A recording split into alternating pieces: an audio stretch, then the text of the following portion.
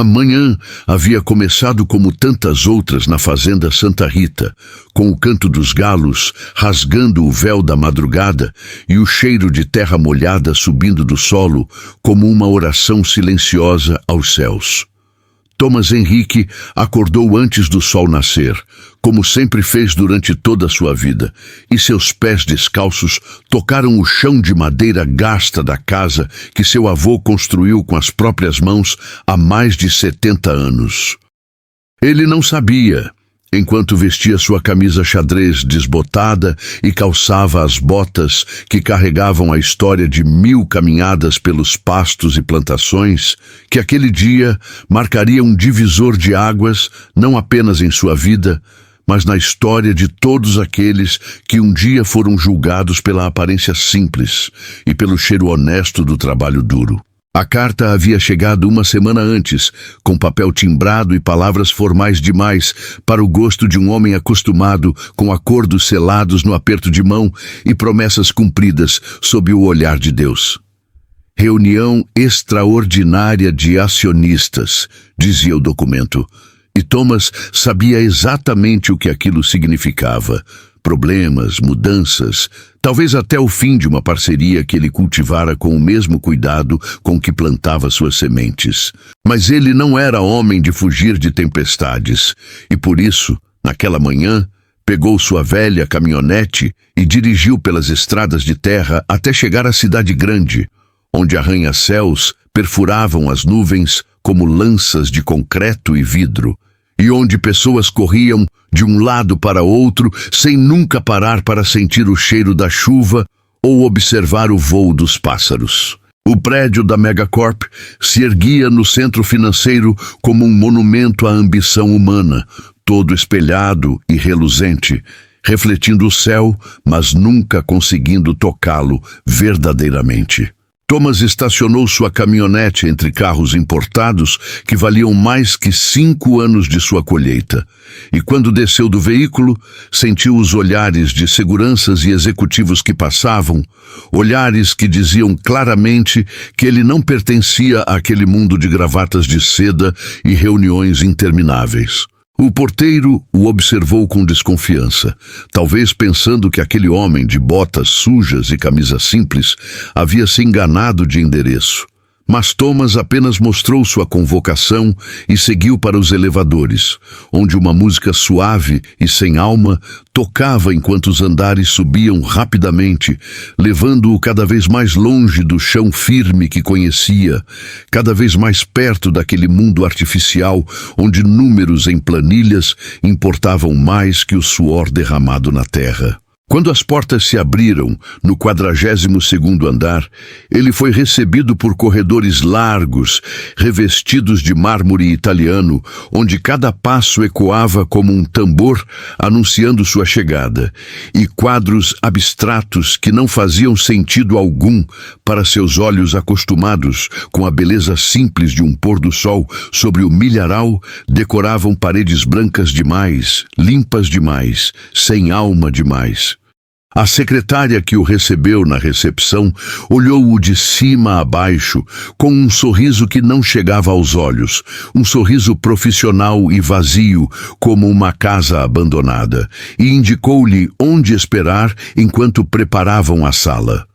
Thomas sentou-se numa poltrona de couro que parecia nunca ter sido verdadeiramente usada, tão impecável e desconfortável que era, e observou ao seu redor o movimento daquele formigueiro corporativo onde jovens de ternos caríssimos falavam alto em telefones, sobre metas e lucros, onde mulheres de salto alto caminhavam apressadas, carregando tablets e documentos, e onde ninguém, absolutamente ninguém, parava para olhar nos olhos do outro com a honestidade simples de um cumprimento verdadeiro. Ele pensou em sua esposa Maria, que naquela hora estaria cuidando das galinhas e regando a horta, e em seus 3 filhos que estudavam na escola rural e corriam descalços pelos campos nas tardes de sábado. Pensou em como aquele mundo ali, com toda sua pompa e luxo, parecia oco quando comparado à riqueza verdadeira de uma mesa farta conquistada com trabalho honesto, de abraços sinceros ao fim do dia, de noites estreladas, onde o único barulho era o canto dos grilos e o sussurro do vento nas árvores. Mas seus pensamentos foram interrompidos quando um homem de terno cinza chumbo e gravata azul marinho apareceu e, sem sequer se apresentar direito, indicou com um gesto impaciente que era hora de entrar na sala de reuniões. A sala de reuniões da Megacorp brilhava como um palácio de vidro e aço, onde executivos de ternos italianos riam alto enquanto saboreavam café importado em xícaras de porcelana fina. As paredes eram painéis de vidro do chão ao teto, oferecendo uma vista panorâmica da cidade que se estendia até onde os olhos alcançavam. Um mar de prédios e avenidas que pulsava com a vida frenética de milhões de pessoas correndo atrás de sonhos que muitas vezes não eram nem seus. A mesa de reuniões era uma peça única de mogno maciço, tão polida que refletia as luzes embutidas no teto como um espelho. E ao redor dela se sentavam 12 homens e 3 mulheres, todos vestidos com roupas que custavam mais que o salário mensal de um trabalhador comum, todos exalando aquele perfume caro que vem em frascos franceses e caixas de veludo.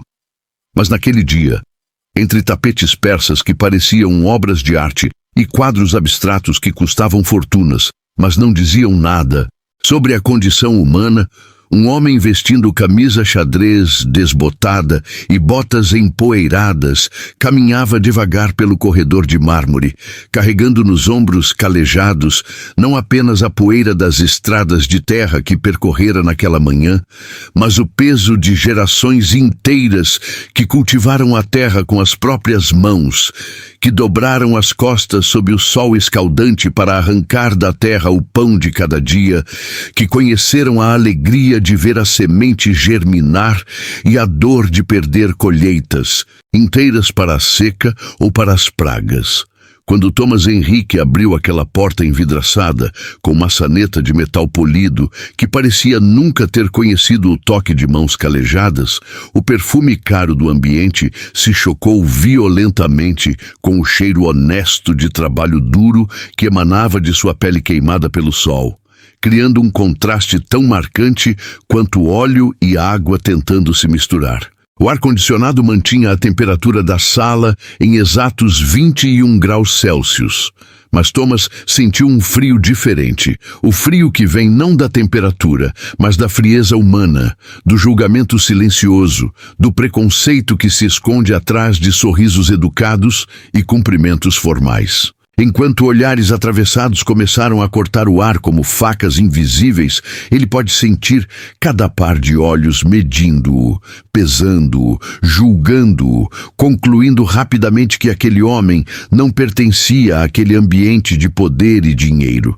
Porque para aqueles homens de unhas feitas semanalmente em salões caros, de mãos macias, que nunca conheceram o cabo de uma enxada ou a aspereza de uma corda, de sorrisos calculados e palavras escolhidas como peças num tabuleiro de xadrez, a presença daquele fazendeiro humilde era como uma mancha de lama num tapete branco, uma nota dissonante numa sinfonia de arrogância, um lembrete incômodo de que existia um mundo inteiro além daquelas paredes de vidro, um mundo onde pessoas acordavam antes do sol nascer para trabalhar de verdade, onde o valor de um homem não se media pelo preço de seu relógio ou pela marca de seu carro.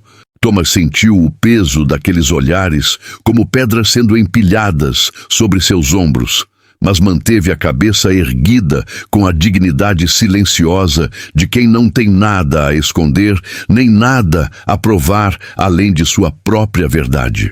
Ele conhecia aquele tipo de gente, havia lidado com eles antes em feiras agropecuárias e negociações comerciais, sabia reconhecer a arrogância que vem da ignorância, o desprezo que nasce da falta de entendimento sobre o verdadeiro significado do trabalho e da perseverança. Um dos executivos, um homem de cabelos grisalhos perfeitamente penteados e óculos de grife que refletiam as luzes da sala, sussurrou algo ao ouvido de sua colega ao lado, e ambos sorriram discretamente enquanto observavam Thomas procurar seu lugar à mesa. Outro executivo, mais jovem e com aquele ar de superioridade que às vezes vem com diplomas de universidades caras, mas pouca experiência de vida real, revirou os olhos de forma quase imperceptível quando Thomas passou por ele, como se a simples proximidade daquele homem de roupas simples pudesse de alguma forma contaminar sua aura de sucesso corporativo. E quando Thomas Henrique finalmente puxou a cadeira mais simples da sala, uma cadeira que ficava na ponta oposta da mesa, longe da cabeceira onde presumivelmente se sentava o CEO, e se sentou em silêncio, com a postura ereta de quem aprendeu desde cedo que dignidade não tem preço, a serpente da humilhação já desenrolava seus anéis venenosos, preparando-se para atacar com comentários cortantes e observações preconceituosas, pronta para devorar um homem que eles julgavam pequeno demais para estar ali, insignificante demais para merecer um lugar naquela mesa de decisões. Mas o que aqueles executivos não sabiam, o que suas mentes estreitas e seus corações endurecidos pela competição cruel do mundo corporativo não conseguiam enxergar, era que debaixo daquela camisa remendada com linha grossa e consertada à mão por Maria, numa noite à luz de lampião, batia o coração de um gigante adormecido. Um coração que conhecia o verdadeiro significado de força, não a força de músculos desenvolvidos em academias com ar-condicionado e instrutores particulares, mas a força forjada na adversidade, temperada pelas dificuldades, expandida pela compaixão e solidificada pela fé inabalável de que fazer o certo sempre vale a pena, mesmo quando parece ser o caminho mais difícil. Thomas havia construído tudo o que tinha começando do zero absoluto.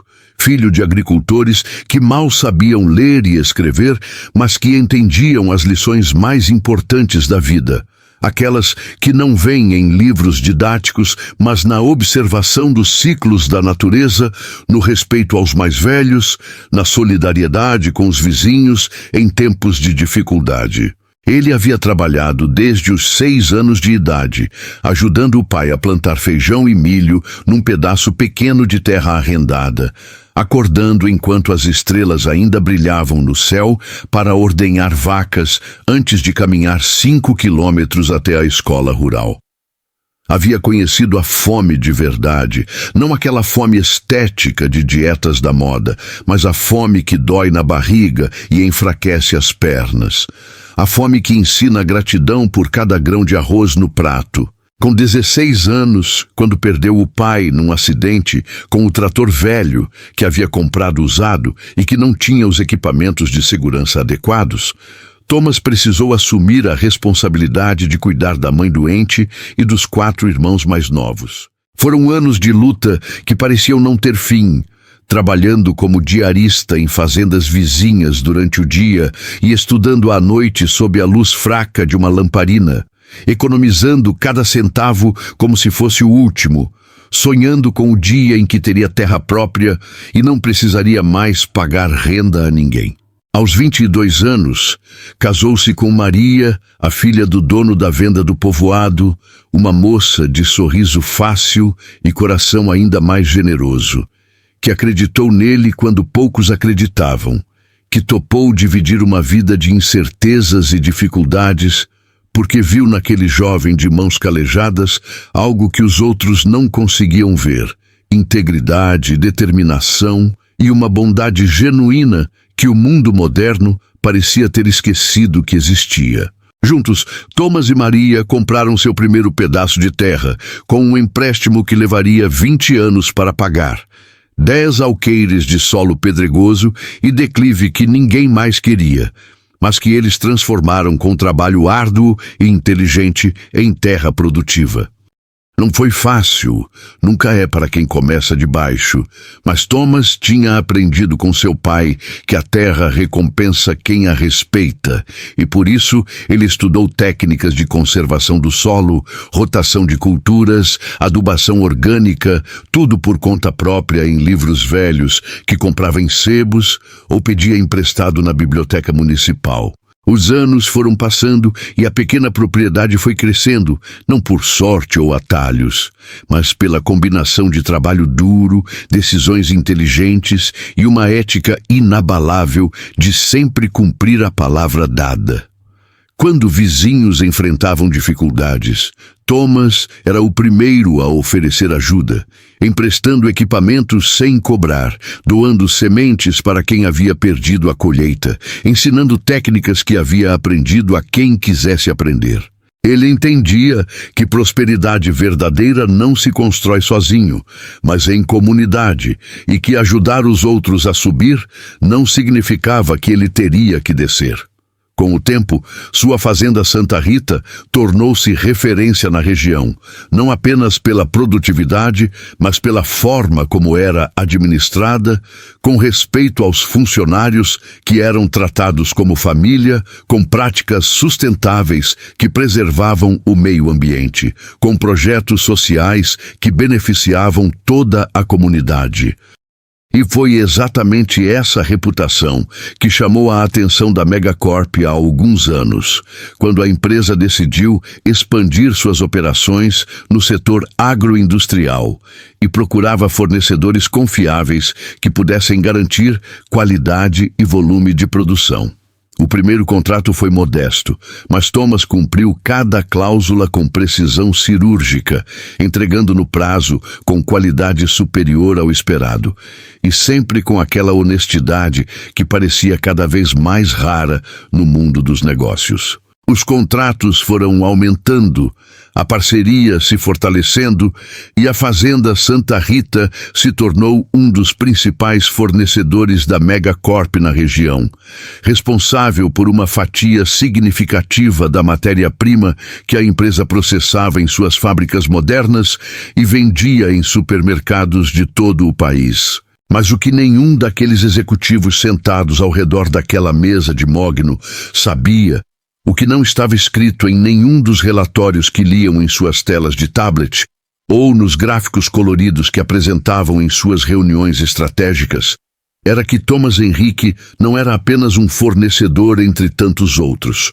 Não era apenas mais um nome numa lista de parceiros comerciais que poderia ser substituído com facilidade se os números não fechassem no final do trimestre. Havia uma história muito maior ali. Uma verdade que o próprio Thomas mantinha guardada, não por vergonha, mas por humildade, porque ele nunca foi do tipo que gosta de se gabar de suas conquistas ou de usar seu poder para intimidar os outros.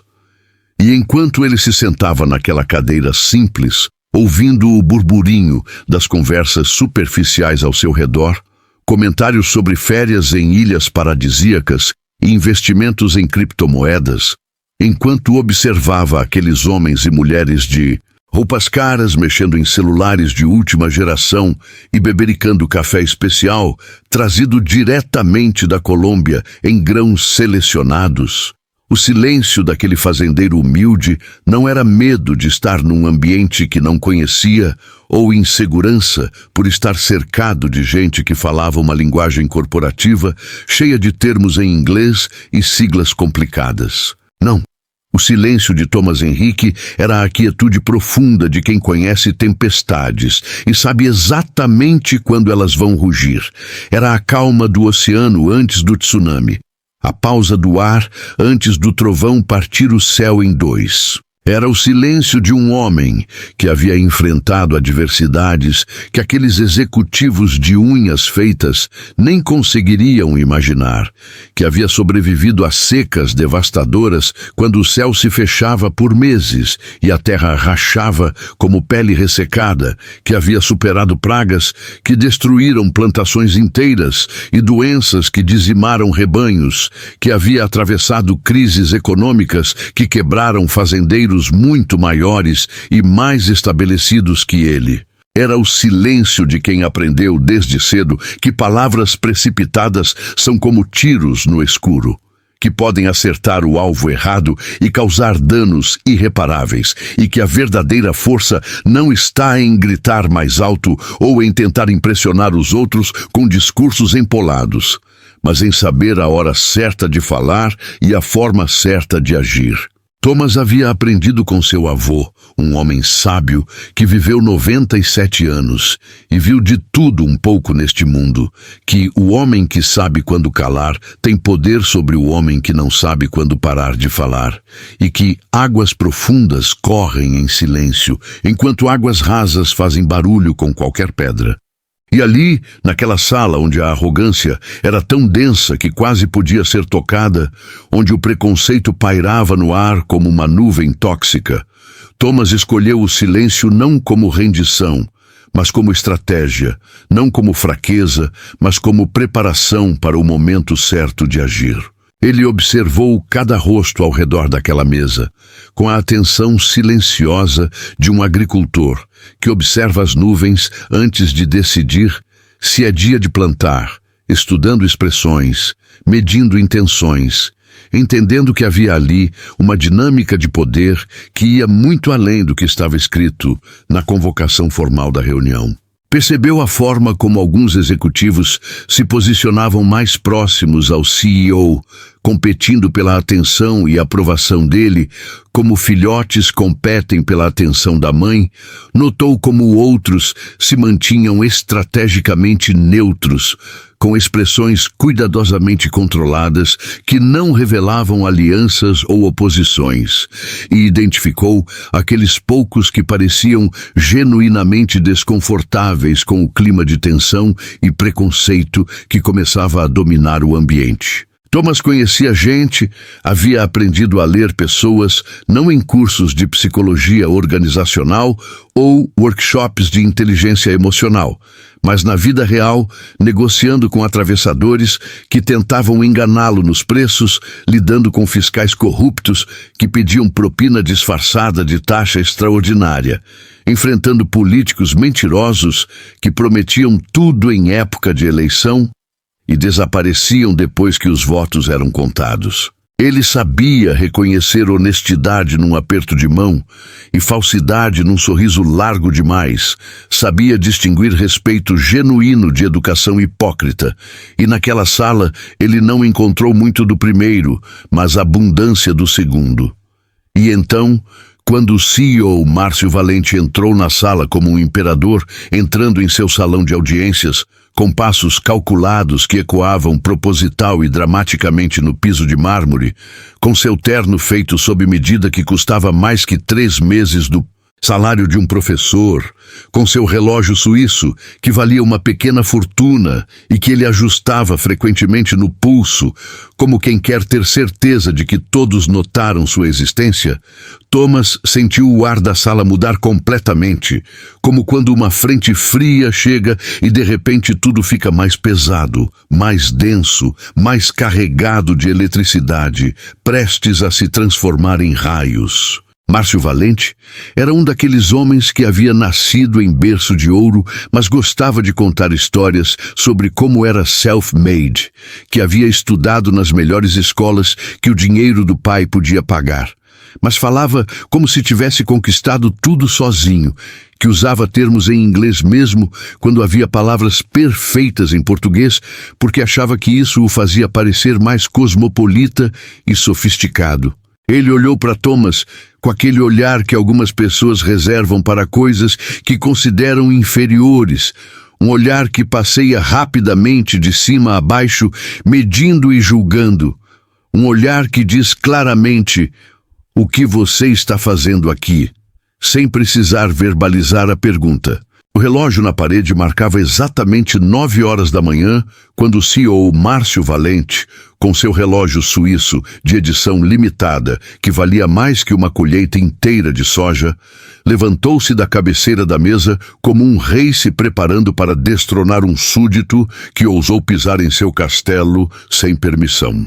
Havia uma teatralidade calculada em cada movimento dele, na forma como ajustou os punhos da camisa francesa antes de colocar as mãos espalmadas sobre a mesa de mogno, na maneira como limpou a garganta para chamar a atenção de todos os presentes, no jeito como seu olhar percorreu lentamente cada rosto na sala, antes de finalmente pousar sobre Thomas com um misto de desdém e algo que parecia quase diversão cruel. Márcio era conhecido no mercado corporativo por sua personalidade dominadora, por comandar reuniões, como um maestro que não tolera desafinação em sua orquestra, e havia construído uma reputação de homem duro que tomava decisões difíceis sem pestanejar, que cortava custos sem se importar com quantas famílias seriam afetadas, que priorizava números em planilhas acima de seres humanos de carne e osso. Ele havia assumido a posição de CEO da Megacorp há 3 anos, trazido por um conselho de administração que queria alguém agressivo o suficiente para aumentar os lucros e impiedoso o suficiente para fazer o que fosse necessário para alcançar as metas trimestrais que satisfaziam os acionistas famintos por dividendos cada vez maiores. E então, com voz embebida em desprezo, que pingava de cada sílaba como veneno destilado, Márcio Valente começou a enumerar os chamados problemas que aquele simples agricultor representava para a imagem corporativa da empresa. Sua voz ecoava pela sala com aquela entonação peculiar de quem está acostumado a ser ouvido sem ser questionado, de quem aprendeu que volume e autoridade podem substituir argumentos sólidos quando se quer intimidar alguém.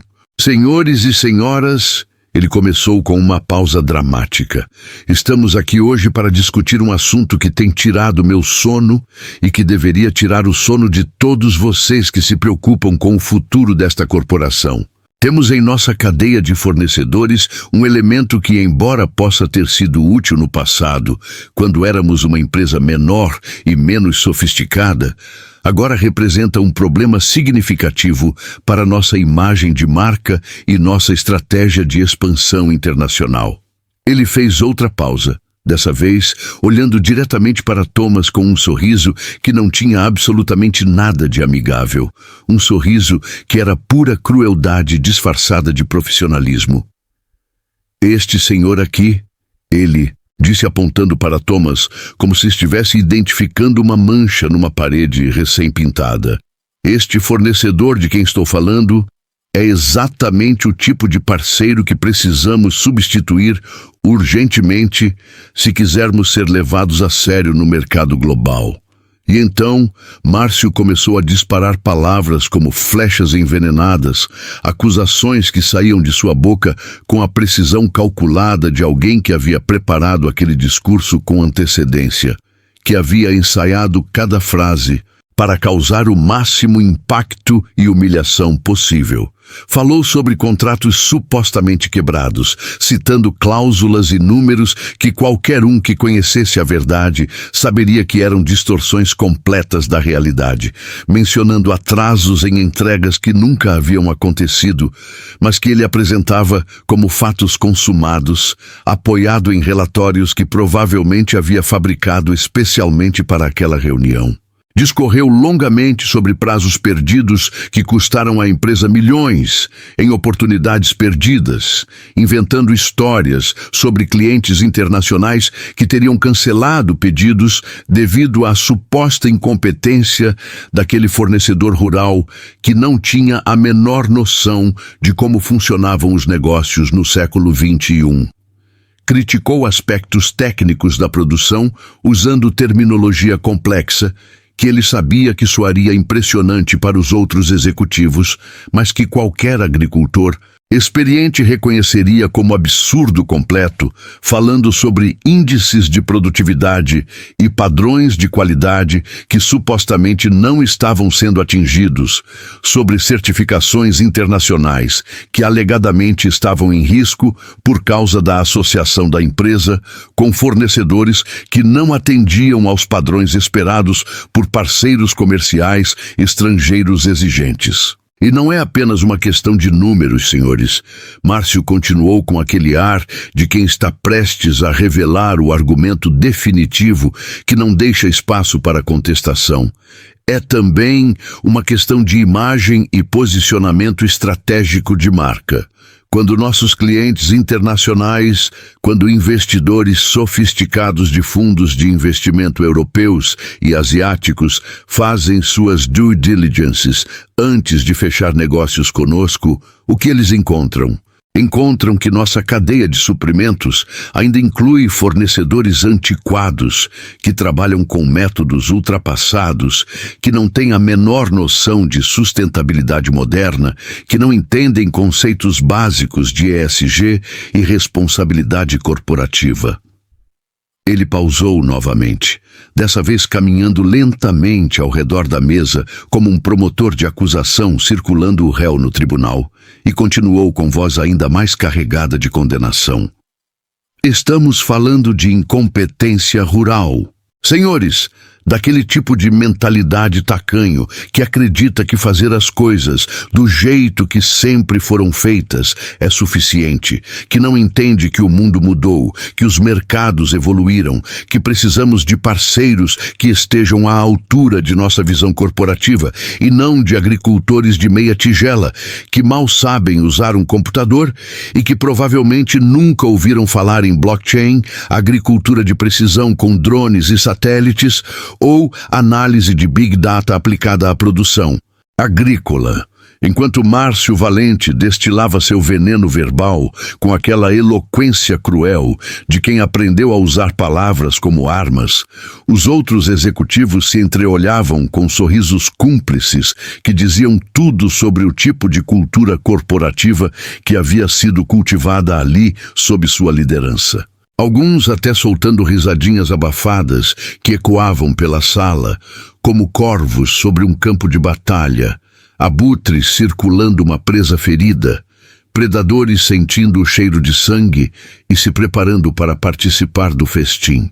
A vice-presidente de operações, uma mulher de terninho preto e pérolas no pescoço, que havia chegado naquela posição, não necessariamente por mérito, mas por saber bajular as pessoas certas nas horas certas, cobriu a boca com a mão num gesto falso de surpresa, enquanto seus olhos brilhavam com aquele prazer mesquinho que algumas pessoas sentem ao testemunhar a humilhação alheia. O diretor financeiro, um homem mais jovem com cara de quem passara mais tempo estudando planilhas do que vivendo a vida real, acenou com a cabeça, concordando com cada palavra de Márcio, enquanto fazia anotações em seu tablet com aquela expressão séria de quem está participando de algo muito importante. Outros executivos simplesmente permaneciam em silêncio, mas com expressões que variavam entre aprovação tácita e indiferença calculada. Ninguém ali tendo a coragem ou a decência básica de questionar aquele massacre verbal público, aquela execução profissional de um homem que nem sequer tinha a chance de se defender adequadamente antes de ser julgado e condenado.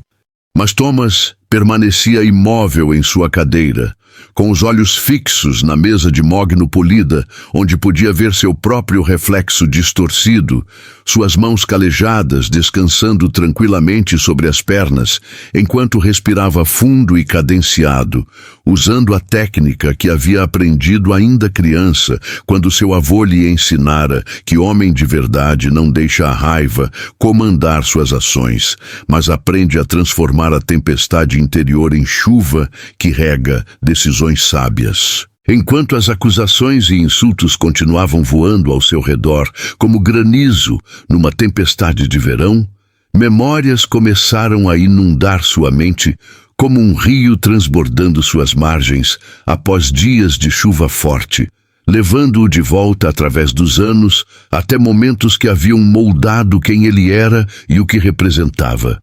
Viu seu avô João, um homem baixo e forte, como um tronco de aroeira, agachado na terra vermelha do sítio, ensinando-o com paciência infinita sobre os segredos da agricultura que não vem em livros, mas na observação atenta dos sinais da natureza, ensinando-o a plantar na lua certa, porque A lua minguante é para plantar o que cresce debaixo da terra e a lua crescente para o que cresce acima, mostrando-lhe como ler as nuvens para prever a chuva, como sentir a umidade do solo apertando um punhado de terra na mão, como escolher as melhores sementes, não pelo tamanho, mas pelo peso e pela aparência saudável.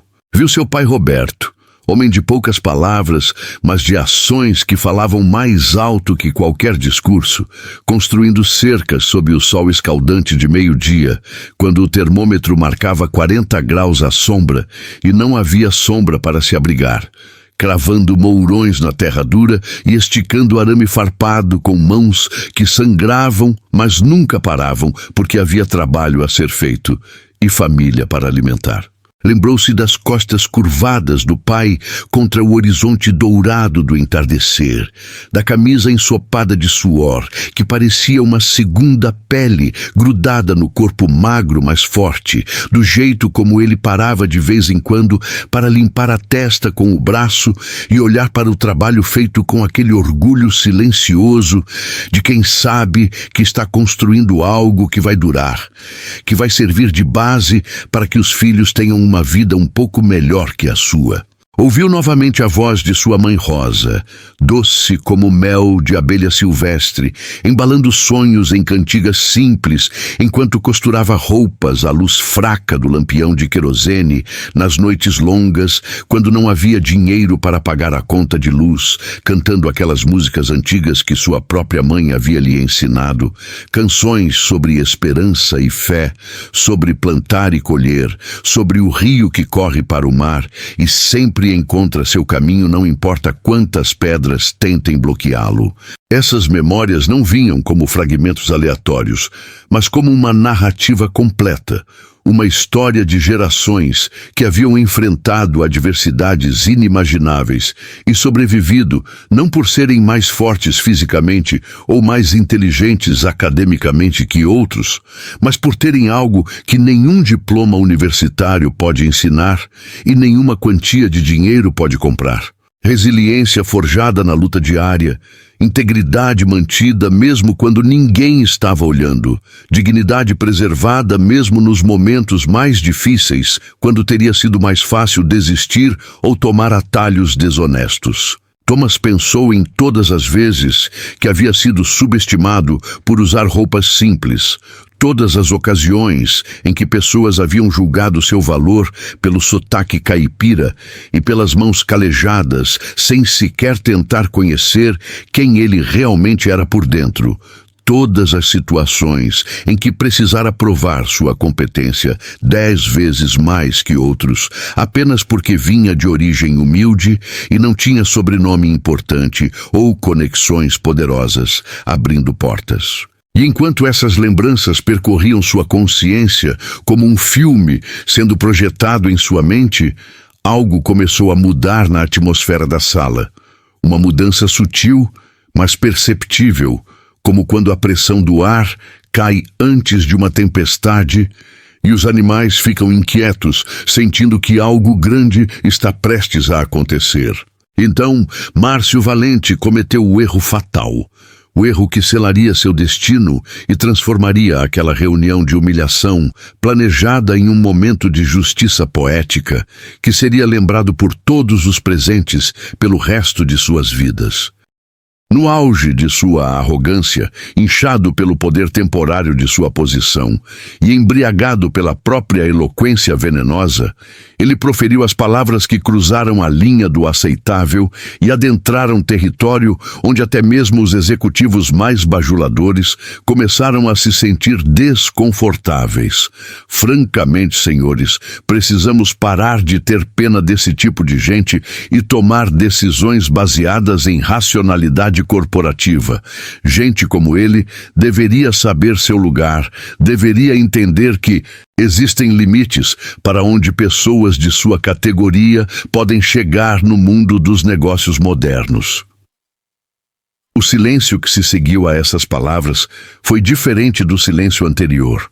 Não era mais o silêncio de cumplicidade ou aprovação, mas um silêncio carregado de tensão, como se todos na sala tivessem acabado de perceber que talvez aquilo tivesse ido longe demais, que talvez houvesse algo muito errado com o que estava acontecendo ali.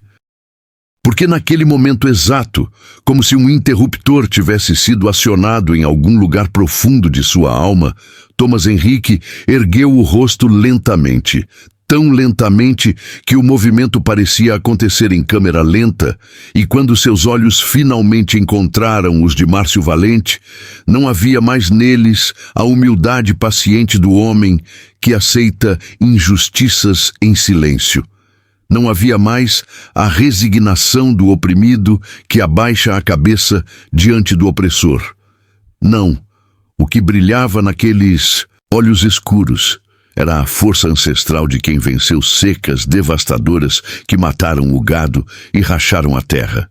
Enchentes destruidoras que levaram embora colheitas inteiras num único dia de fúria da natureza. Pragas de gafanhotos que desceram do céu como nuvens vivas e devoraram tudo que era verde, e principalmente preconceitos enraizados de pessoas que acreditavam que o valor de um ser humano podia ser medido pela roupa que veste ou pelo endereço onde mora. Era o olhar de um homem que havia sido testado pelo fogo da adversidade e saído não apenas intacto, mas temperado, fortalecido, transformado em algo indestrutível, como aço. E quando Thomas finalmente abriu a boca para falar, sua voz saiu calma, mas carregada de uma autoridade que não precisava de volume para se fazer ouvir. Uma autoridade que vinha não de posições corporativas ou diplomas pendurados na parede, mas de décadas de experiência real, de batalhas verdadeiras vencidas, de promessas cumpridas e responsabilidades honradas. Senhor Valente, ele começou, e a forma como pronunciou o nome do CEO soou quase irônica, como se estivesse questionando silenciosamente se aquele homem realmente merecia o sobrenome que carregava. O senhor falou bastante nesses últimos minutos. Falou sobre problemas e incompetências, sobre atrasos e prejuízos, sobre imagem corporativa e padrões internacionais. Falou tanto que esqueceu de verificar alguns fatos muito importantes antes de convocar esta reunião.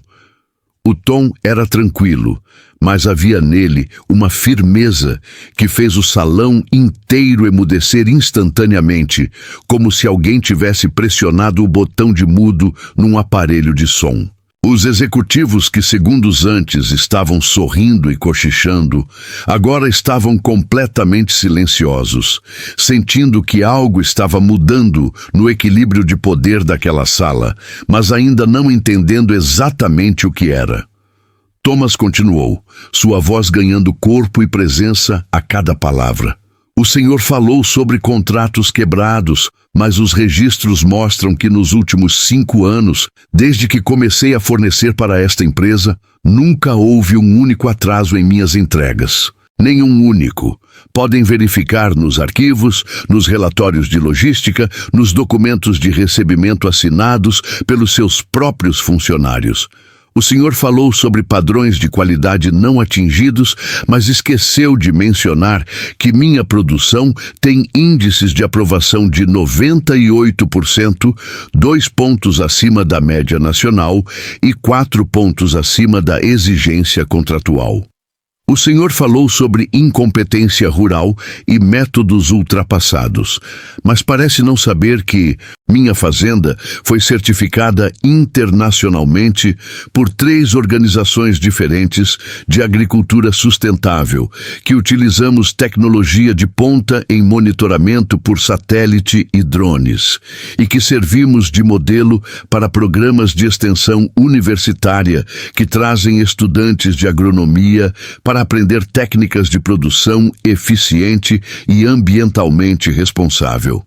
Cada frase era como um tijolo sendo cuidadosamente colocado na construção de um argumento sólido, irrefutável, demolidor.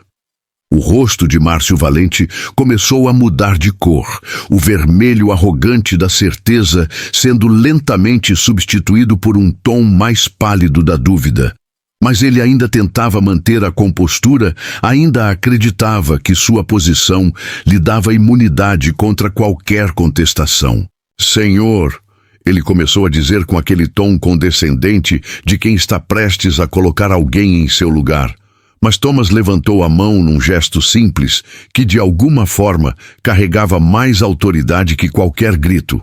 E Márcio se calou no meio da palavra, como uma criança repreendida pelo pai. Eu não terminei, Thomas disse calmamente, e então alcançou a pasta de couro surrada que havia trazido consigo, aquela pasta velha que Maria havia lhe dado de presente de aniversário 10 anos atrás e que ele carregava para todo lugar importante, uma pasta que já tinha viajado para bancos, cartórios, reuniões com cooperativas, e agora estava ali naquela sala de reuniões luxuosa da Megacorp. Com movimentos deliberados, ele abriu a pasta e começou a retirar documentos, não papéis amassados ou anotações desleixadas, mas documentos oficiais em papel timbrado, certificados com selos e autenticações, contratos encadernados profissionalmente. O senhor falou que eu deveria saber meu lugar, Thomas continuou, enquanto organizava os documentos sobre a mesa. E eu concordo completamente com isso. É muito importante que cada pessoa saiba exatamente qual é seu lugar numa organização. Por isso, eu trouxe alguns documentos aqui que talvez esclareçam qual é exatamente o meu lugar nesta empresa. E então ele começou a revelar a verdade que ninguém ali esperava, a verdade que havia sido mantida em segredo não por desonestidade, mas por uma humildade profunda que nunca buscou holofotes ou reconhecimento público. Aquele fazendeiro humilde que eles haviam ridicularizado e desprezado não era um simples fornecedor entre tantos outros, não era um parceiro comercial descartável, que podia ser substituído com facilidade. Thomas Henrique era, na verdade, o verdadeiro dono majoritário da Megacorp, o acionista controlador que detinha 53% das ações da empresa, um homem que havia construído seu império não nos salões climatizados de Wall Street, mas nos campos e plantações. Não através de fusões e aquisições agressivas, mas através de crescimento orgânico e investimentos inteligentes, não explorando trabalhadores e destruindo concorrentes, mas criando oportunidades e construindo parcerias justas. A história, Thomas explicou, enquanto mostrava os documentos que provavam cada palavra. Começara 15 anos atrás, quando a Megacorp ainda era uma empresa pequena de processamento agrícola à beira da falência, sufocada por dívidas e má administração. Os fundadores originais, desesperados para não perder tudo que haviam construído, procuraram investidores que pudessem injetar capital e salvar a empresa. Foi quando Thomas, que na época já havia prosperado significativamente com sua fazenda e estava procurando diversificar investimentos, decidiu não apenas emprestar dinheiro, mas comprar uma participação substancial na empresa. Ele fez isso não através de bancos de investimento ou corretores sofisticados, mas diretamente usando advogados de uma cidadezinha próxima que cuidaram de toda a papelada de forma discreta.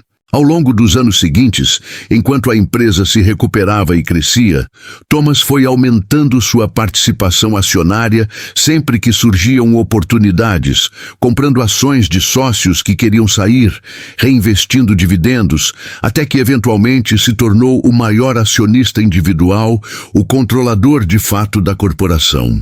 Mas ele nunca quis estar envolvido na gestão diária, nunca quis ter um escritório no 42º andar ou participar de reuniões intermináveis sobre estratégia e posicionamento de marca. Ele deixava isso para executivos profissionais, para pessoas como Márcio Valente, que teoricamente sabiam como administrar uma grande corporação. Sua única exigência sempre fora que a empresa mantivesse valores de integridade, tratasse bem seus funcionários e fornecedores e operasse de forma ética e sustentável. Enquanto Thomas falava, mostrando documento após documento que comprovavam sua história, certificados de ações, contratos de compra e venda autenticados, atas de assembleias de acionistas onde seu nome aparecia como maior votante, relatórios de auditoria que mostravam a estrutura societária da empresa. O chão pareceu tremer sob os pés de Márcio Valente, cujo rosto passou do vermelho da arrogância para o branco cadavérico da derrota em questão de segundos. Suas mãos começaram a tremer visivelmente, o relógio suíço caríssimo em seu pulso, de repente parecendo uma algema pesada ao invés de símbolo de status, e seu olhar percorreu a sala desesperadamente como se procurasse uma saída, uma explicação, qualquer coisa que pudesse reverter aquela situação catastrófica que ele mesmo havia criado ao decidir humilhar publicamente a pessoa errada. Os outros executivos estavam completamente paralisados, alguns com a boca literalmente aberta em choque, outros com expressões de horror ao perceberem que haviam participado, mesmo que passivamente, da humilhação do verdadeiro dono da empresa. O homem que assinava seus contra-cheques, que aprovava seus bônus, que tinha poder de vida e morte profissional sobre cada um deles. Thomas Henrique então se levantou devagar de sua cadeira, e quando estava completamente de pé, parecia muito maior do que realmente era, alto como uma montanha, não por causa de sua estatura física, mas por causa da dignidade inabalável que irradiava de sua presença, da autoridade moral que vinha de anos vivendo de acordo com princípios sólidos, enquanto outros apenas pregavam sobre valores corporativos em apresentações de PowerPoint. Ele olhou diretamente nos olhos de Márcio Valente, aqueles olhos que minutos atrás o haviam olhado com tanto desprezo, agora não conseguiam sustentar o contato visual, desviando para o lado como os de um cachorro que sabe que fez algo errado e espera a punição. Então Thomas proferiu apenas três palavras simples que foram seladas em autoridade inabalável, que não precisava de gritos ou ameaças para serem efetivas. 3 palavras que ecoaram pela sala com o peso de um martelo de juiz batendo e decretando a sentença final. Você está demitido. O silêncio que seguiu foi absoluto, total, completo. Era possível ouvir o zumbido quase imperceptível do ar-condicionado, o tic-tac distante do relógio na parede, a respiração pesada de Márcio, que parecia estar tendo dificuldade para processar o que acabara de acontecer. Thomas continuou calmamente. Você está demitido não apenas por incompetência gerencial, embora suas decisões nos últimos meses tenham custado à empresa milhões em oportunidades perdidas e talentos desperdiçados.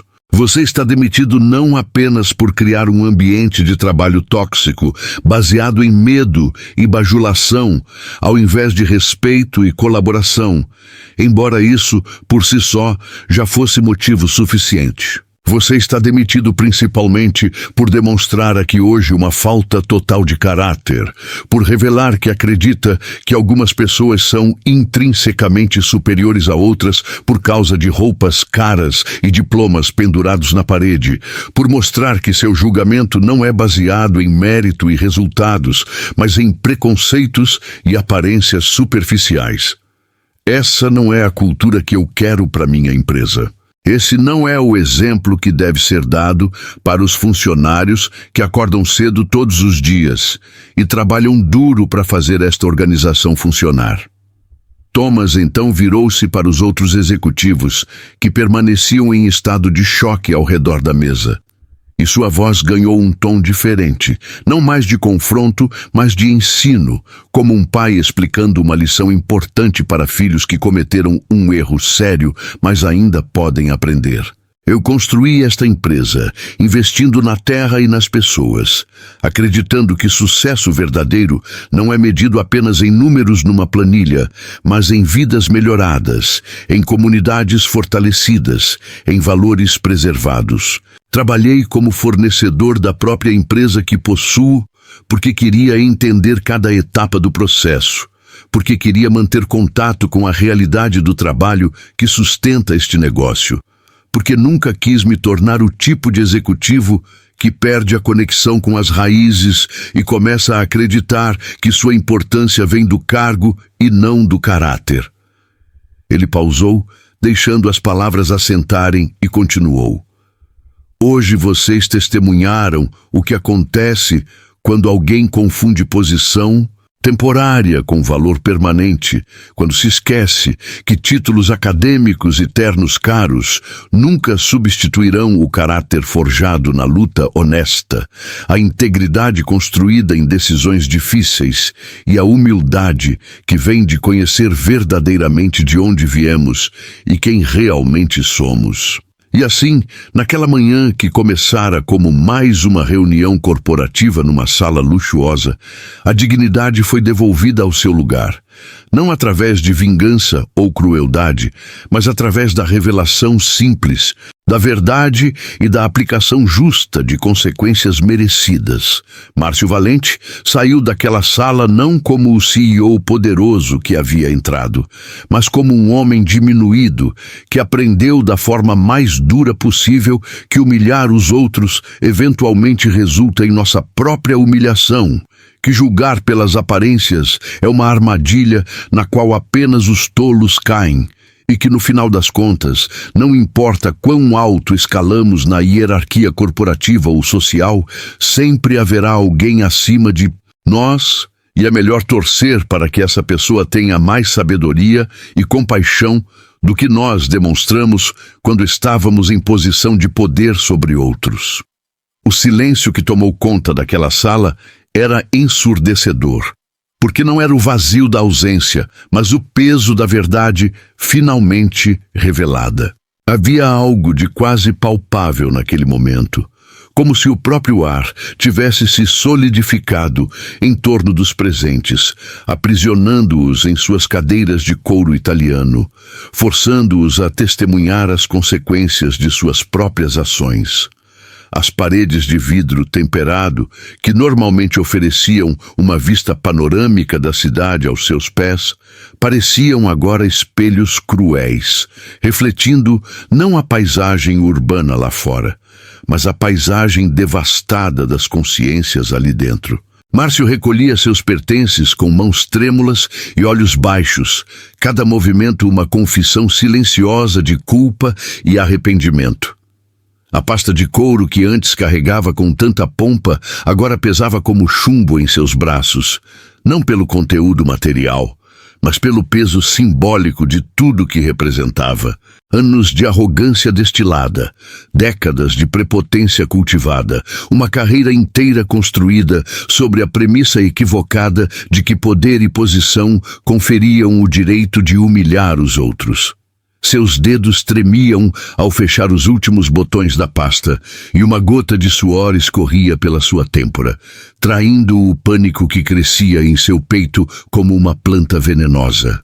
Os outros executivos permaneciam paralisados, como estátuas de sal, eternizados naquele instante de revelação catastrófica. Seus rostos, normalmente compostos em máscaras profissionais de confiança e autoridade, agora exibiam uma paleta de emoções que iam do choque à vergonha, do medo ao desespero contido.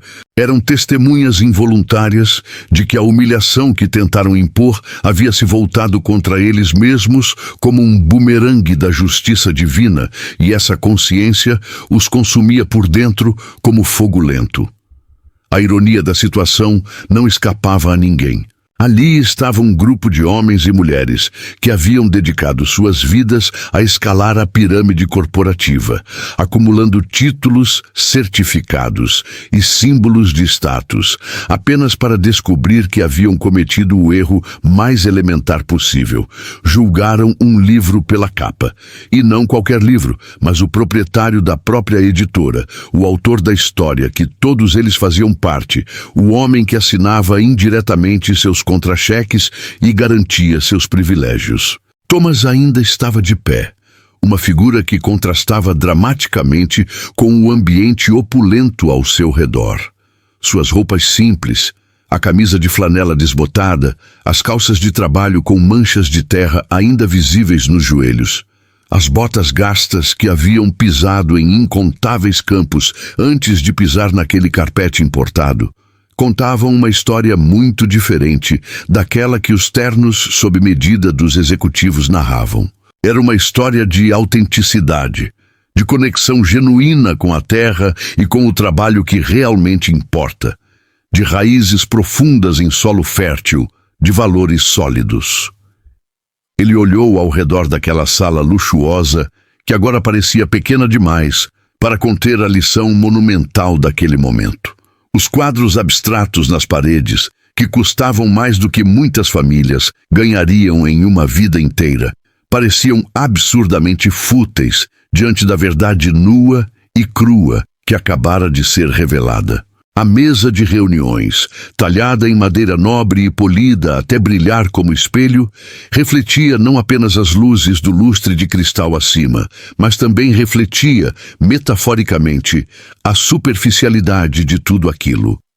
Com voz pausada, medida, carregada de uma autoridade que não precisava ser imposta porque emanava naturalmente de sua essência, Thomas explicou aos presentes que jamais esqueceria suas origens. Não era uma declaração defensiva, nem um discurso preparado para impressionar.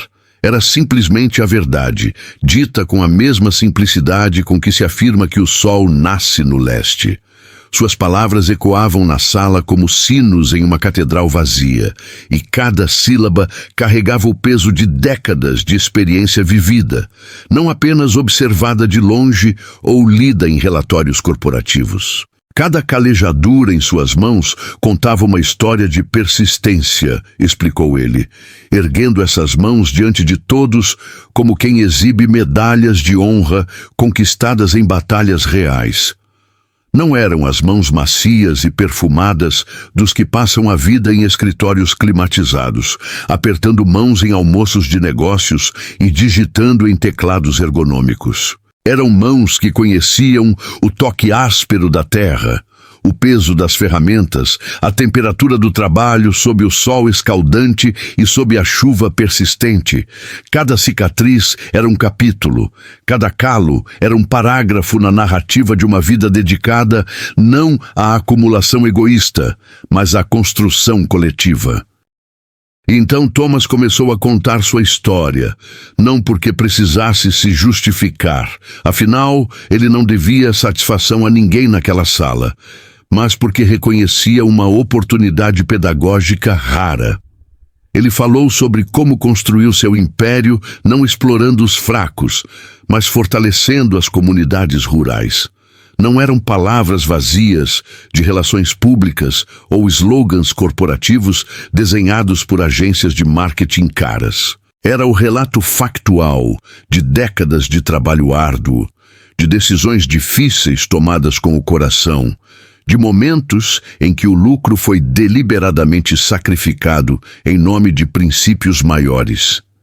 Ele descreveu os primeiros anos, quando ainda era apenas um jovem trabalhador rural com mais sonhos do que capital, mais determinação do que recursos. Contou sobre as noites em claro estudando maneiras de melhorar a produtividade sem destruir o solo, sobre as experiências fracassadas que custaram caro, mas ensinaram lições valiosas, sobre os primeiros pequenos sucessos que foram compartilhados com a comunidade ao invés de acumulados egoisticamente.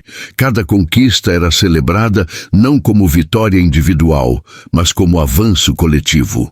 Thomas investiu na terra, explicou ele, mas não da maneira que os especuladores imobiliários ou os exploradores ambientais fazem, extraindo tudo e deixando desolação para trás. Ele investiu na terra como quem investe em um relacionamento de longo prazo, com paciência, respeito e visão de futuro. Implementou técnicas de agricultura sustentável, décadas antes que isso se tornasse tendência, não por oportunismo mercadológico, mas por genuína compreensão de que a terra é um legado a ser preservado para as próximas gerações. Não um recurso a ser esgotado para lucro imediato. Mas mais importante ainda, Thomas investiu nas pessoas. Não no sentido abstrato e desencarnado que os manuais de recursos humanos pregam, tratando funcionários como capital humano ou ativos da empresa. Ele investiu nas pessoas de forma concreta, humana, pessoal. Conhecia os nomes não apenas de seus funcionários diretos, mas de seus filhos, de seus sonhos, de suas dificuldades. Criou programas de educação quando o governo falhava em fazê-lo. Estabeleceu cooperativas quando os bancos se recusavam a emprestar aos pequenos produtores. Construiu infraestrutura quando as autoridades ignoravam as comunidades rurais. Ele contou, com voz embargada pela emoção genuína, sobre a primeira escola que ajudou a construir em uma comunidade isolada. Não foi uma jogada de marketing. Não houve fotógrafos para registrar o momento, nem releases de imprensa para anunciar a façanha. Foi simplesmente a resposta prática a um problema real. Crianças caminhando quilômetros todos os dias para ter acesso à educação, ou pior, abandonando completamente a possibilidade de aprender, porque a distância era intransponível. Thomas e os membros da comunidade literalmente puseram as mãos na massa, misturaram cimento, carregaram tijolos, ergueram paredes.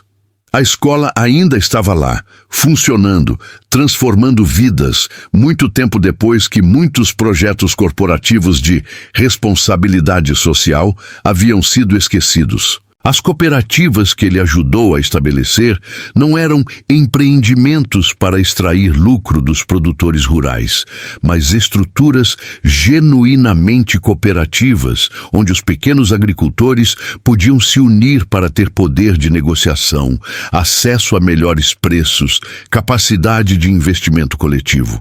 Thomas abriu mão de margem de lucro incontáveis vezes para garantir que essas cooperativas permanecessem viáveis, para assegurar que os produtores recebessem preços justos por seu trabalho, enquanto outros empresários viam os agricultores como elos fracos em uma cadeia de suprimentos a ser otimizada. Thomas os via como parceiros essenciais em um ecossistema a ser nutrido. Ele falou sobre os momentos de crise e houve muitos. As safras perdidas por secas inesperadas, as pragas que devastaram plantações inteiras, as crises econômicas que destruíram mercados da noite para o dia. Em cada um desses momentos, Thomas teve escolhas a fazer. Poderia ter abandonado os produtores à própria sorte, rompido contratos invocando cláusulas de força maior, cortado relações com comunidades que se tornaram economicamente inviáveis. Mas ele não fez nada disso. Ao invés, absorveu prejuízos, renegociou dívidas de forma justa, manteve compromissos, mesmo quando isso significava anos operando no vermelho. E essa lealdade, esse compromisso inabalável com as pessoas, eventualmente retornou multiplicado. Thomas provava, com cada palavra e cada exemplo concreto que oferecia, que grandeza verdadeira não se mede pelo tamanho da conta bancária, mas pela profundidade das raízes que plantamos no coração dos outros. Não era filosofia abstrata ou pregação moralista. Era o relato de uma vida vivida de acordo com princípios testados e comprovados através de décadas de aplicação prática. Enquanto outros empresários mediam sucesso em termos de valorização de ações, participação de mercado e taxas de retorno, Thomas media sucesso pelo número de famílias que conseguiram sair da pobreza, pelo número de crianças que tiveram acesso à educação, pelo número de comunidades que se tornaram autossustentáveis. Os executivos na sala ouviam em silêncio sepulcral. Alguns olhavam para baixo, incapazes de sustentar o olhar de Thomas. Conscientes do contraste gritante entre a trajetória que ele descrevia e suas próprias carreiras construídas em salas de reunião climatizadas, otimizando planilhas, cortando custos que representavam vidas reais, tomando decisões baseadas exclusivamente em métricas financeiras, sem nunca considerar o custo humano. Outros olhavam fixamente para Thomas como quem observa uma criatura de outro mundo, algo tão diferente de tudo que conheciam que mal conseguiam processar o que estavam testemunhando. A sala, com toda a sua opulência cuidadosamente projetada, parecia diminuir em torno de Thomas enquanto ele falava.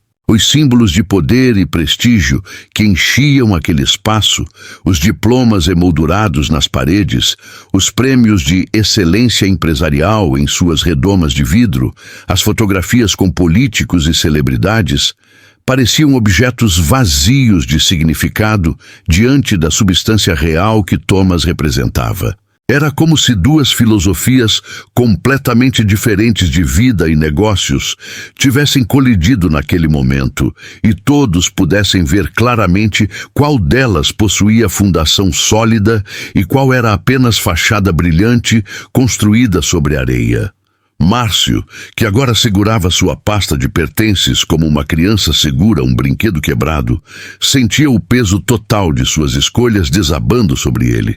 Ele havia chegado ao topo da hierarquia corporativa através de uma combinação de talento genuíno, trabalho árduo e, inegavelmente, uma disposição de fazer o que fosse necessário para subir, mesmo que isso significasse pisar em outros no caminho. Ele se tornara exatamente o tipo de executivo que o sistema corporativo recompensa. Eficiente, ambicioso, capaz de tomar decisões difíceis sem pestanejar, onde decisões difíceis geralmente significava demissões em massa, cortes de benefícios, terceirizações que destruíam comunidades locais, mas melhoravam marginalmente os resultados trimestrais. E agora, confrontado com Thomas, Márcio via com clareza dolorosa que havia confundido o mapa com o território. Ele acreditara que os símbolos de sucesso, o título de CEO, o escritório no último andar, o salário de 7 dígitos, o carro importado, eram o próprio sucesso. Mas Thomas, vestido como trabalhador rural, sem qualquer dos adornos corporativos, possuía algo que Márcio jamais conseguira. Respeito genuíno, não comprado ou imposto, mas conquistado através de décadas de integridade consistente. Quando Thomas finalmente concluiu suas palavras, ele olhou ao redor da sala pela última vez. Não era um olhar de triunfo ou vingança, era um olhar de esperança temperada pela experiência. Esperança de que talvez, apenas talvez, alguém naquela sala aprenderia a lição. Esperança de que a humilhação pública de Márcio não fosse em vão, mas servisse como catalisador para uma reflexão mais profunda sobre valores, prioridades e o verdadeiro significado de sucesso. E quando finalmente deixou aquela sala, caminhando com a mesma simplicidade com que entrou, seus passos ressoavam no silêncio como batidas de um tambor distante. Não havia pressa em seu andar, nem hesitação. Era o caminhar de alguém em paz consigo mesmo. Alguém cujo valor não dependia da validação alheia ou da aprovação de quem quer que fosse. Cada passo era um testemunho silencioso de uma vida bem vivida, de escolhas feitas com consciência, de um legado que transcendia balanços financeiros e relatórios anuais. Thomas deixou para trás não apenas um CEO demitido e executivos envergonhados, mas uma verdade gravada a ferro e fogo nas paredes daquele lugar.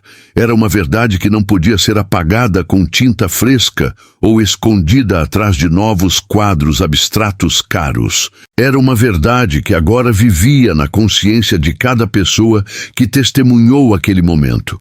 uma semente plantada que, com o tempo, poderia germinar e crescer, transformando não apenas indivíduos, mas toda a cultura corporativa daquela empresa. A verdade era simples, mas profunda. Respeito não se compra com dinheiro, nem se conquista com títulos pomposos. Não pode ser exigido através de hierarquias organizacionais ou imposto através de posição de autoridade. Respeito verdadeiro, duradouro, significativo, constrói-se tijolo por tijolo com honestidade, humildade e trabalho digno. É o resultado inevitável de uma vida vivida com integridade, onde ações e palavras estão alinhadas, onde promessas são cumpridas mesmo quando inconveniente, onde o sucesso dos outros é celebrado em vez de invejado. Thomas entendia isso não como teoria abstrata aprendida em livros de gestão ou seminários de liderança, mas como verdade vivida, testada e comprovada através de décadas, navegando as complexidades da vida real. Ele havia construído relacionamentos baseados em confiança mútua, não em contratos juridicamente blindados. Havia criado lealdade através de tratamento justo consistente, não através de pacotes de remuneração elaborados ou programas de retenção de talentos. Havia ganho admiração através de exemplo pessoal, não através de discursos inspiradores proferidos de palcos distantes. E essas fundações sólidas, construídas pacientemente ao longo de décadas, provaram ser indestrutíveis mesmo quando testadas pelas tempestades mais ferozes. Porque no final das contas, quando a tempestade passar e os ventos se acalmarem, quando as crises econômicas seguirem seu curso e as tendências de mercado mudarem novamente, quando os modismos corporativos de hoje forem esquecidos amanhã, permanecerão de pé apenas aqueles cujas raízes mergulharam fundo no solo da integridade. É uma lei natural tanto quanto qualquer lei da física. Árvores com raízes superficiais podem parecer impressionantes em dias calmos, suas copas altas capturando a luz do sol, suas folhas verdes sinalizando vitalidade. Mas quando vem a tempestade, e a tempestade sempre vem eventualmente, essas árvores são as primeiras a cair. Já as árvores com raízes profundas, firmemente ancoradas no solo, podem dobrar sob o vento, mas não quebram. Podem perder folhas, podem ter galhos arrancados, mas permanecem de pé. E quando a tempestade passa, são elas que continuam crescendo, mais fortes do que antes. Thomas era como essas árvores de raízes profundas. Suas raízes alcançavam décadas no passado, mergulhando através de camadas de experiências, afundando profundamente no solo fértil de comunidades que ele havia servido e que, por sua vez, o sustentavam. Essas raízes extraíam nutrientes não de recursos financeiros abstratos, mas de relações humanas reais, de compromissos cumpridos, de confiança conquistada e mantida através de ações consistentes. E assim, como a semente mais humilde pode se tornar a árvore mais forte, a minúscula semente de carvalho que eventualmente se torna o gigante da floresta, a pequena semente de sequoia que crescerá para tocar as nuvens. A lição era clara. Origens humildes não determinam destino. Começos modestos não limitam possibilidades. O que determina se alguém se tornará algo verdadeiramente grandioso não é onde começa, mas quão profundamente está disposto a plantar suas raízes, quão pacientemente está disposto a crescer, quão consistentemente está disposto a nutrir não apenas a si mesmo, mas todo o ecossistema ao seu redor.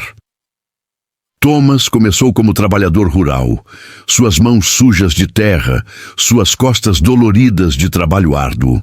Não havia nada em suas circunstâncias iniciais que prenunciasse o império que eventualmente construiria. Mas ele possuía algo mais valioso que capital financeiro ou conexões privilegiadas. Possuía integridade inabalável, visão de longo prazo e compromisso genuíno com o bem-estar dos outros.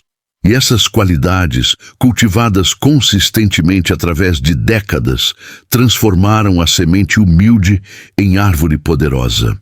Portanto, lembre-se sempre desta verdade fundamental, gravada nas paredes daquela sala de reuniões e no coração de todos que testemunharam aquele momento extraordinário. Não é o tamanho da sombra que você projeta que define sua grandeza, mas a profundidade das raízes que ninguém pode ver. A sombra é visível, impressionante, facilmente mensurável. É o equivalente aos escritórios luxuosos, títulos corporativos pomposos, contas bancárias robustas, símbolos externos de sucesso que nossa sociedade aprende a admirar e desejar. E não há nada intrinsecamente errado com essas coisas. Elas podem ser resultado natural de trabalho bem feito e decisões sábias. O problema surge quando confundimos a sombra com a substância, quando acreditamos que projetar uma grande sombra é, em si, uma conquista, independentemente da árvore que a produz. As raízes, por outro lado, são invisíveis. Estão enterradas no solo, fora da vista, fazendo seu trabalho silencioso e essencial, sem reconhecimento ou aplauso. Representam valores pessoais vividos quando ninguém está olhando, integridade mantida mesmo quando inconveniente, compromissos honrados mesmo quando custosos, bondade praticada sem expectativa de retorno. São essas raízes invisíveis, essas fundações ocultas de caráter que determinam se uma vida é verdadeiramente grande ou apenas aparentemente impressionante. E Thomas, ao sair daquela sala naquele dia, deixou para trás uma lição que ressoaria através dos corredores daquela empresa por anos vindouros, uma lição que alguns aprenderiam e outros ignorariam por sua própria conta e risco. Construa raízes profundas em solo de integridade, e a grandeza virá naturalmente, inevitavelmente, como a árvore que cresce da semente plantada com cuidado.